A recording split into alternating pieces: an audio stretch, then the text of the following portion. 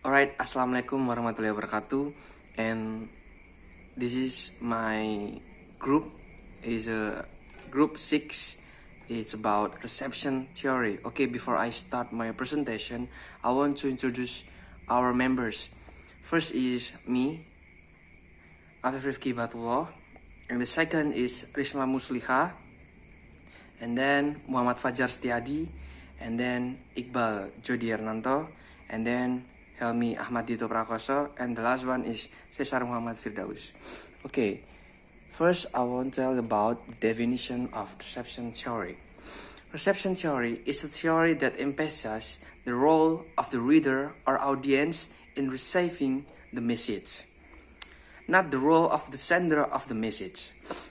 The meaning of the message depends on the cultural background and life experience of the audience itself. This shows that the meaning in text is not attached to the text, but is formed in the relationship between the text and the reader. Reception theory assists us in exploring media culture by providing a basis for analysis of the complex, varied, and challenging ways in which readers decode and interpret media text. This approach runs counter to traditional media effects. Studies based on bullet theory and transmission model. And thank you. And the next part will be continue with Riesma. Okay, thank you, Afif. This is my turn. The concept in the theory put forward by Stuart Hall, the communication process, encoding and decoding, is more complex. Audiences not only receive the message conveyed by the sender of the message, receiver, but they can also reproduce the message conveyed by production, circulation, distribution, or consumption reproduction. And you guys can look to our PowerPoint. There are pictures, the theoretical sketch, the most important concept that became the beginner of the birth of the theory of message reception are encoding and decoding. So we'll be continue with my friends Jody. Okay, thank you, Riesma. Now it's my turn. I want to explain about the definition of encoding. What is encoding? Encoding is the process of making message according to certain codes. In communication and information processing, encoding is the process of converting information from a source or object into data, which is sent to a recipient or observer, such as in a data processing system.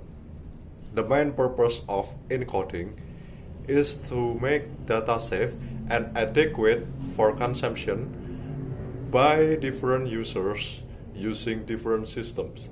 The idea is to make the data readable and available to all end users. Encoding can be likened to effectively translating text from Hebrew, for example, to English, making the information digestible to more users. Okay, thank you very much. Next, it will be continued by Dito. Okay, thanks for Jody for explanation about the encoding. Now it's my turn, the decoding. Decoding is the process of using code to interpret message. Encoding and decoding have meaning structure that is not always symmetrical. The degree of symmetrical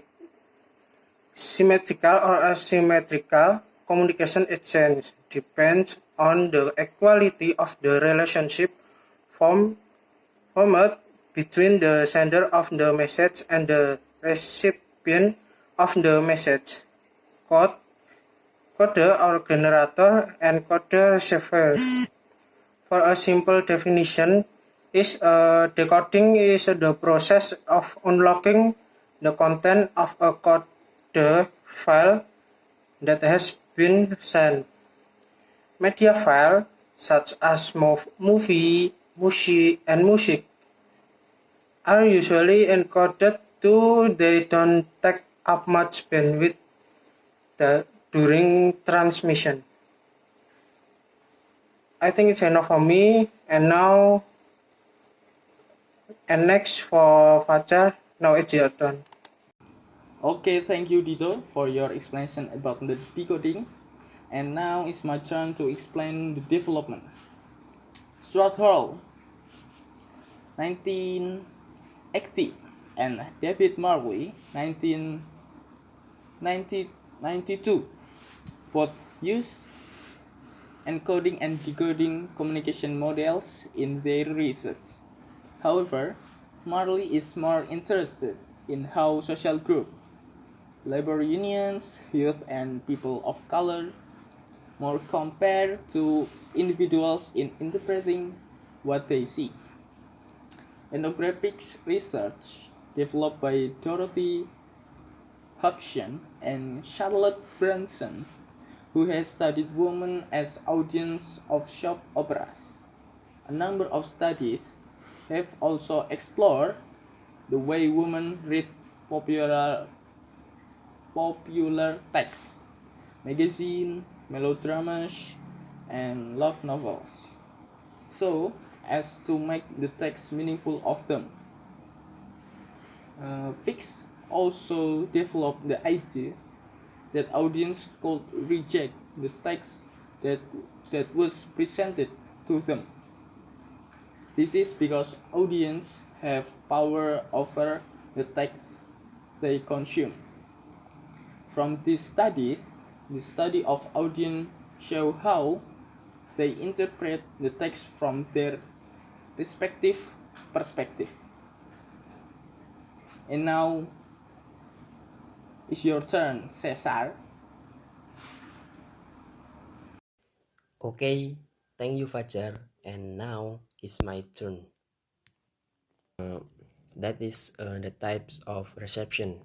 There are three types of receiving message. The number one is dominant, when the audience receives the message from the media in full and interprets the message as desired by the media. The audience is in a dominant position. In this case, a perfect exchange of communication take place.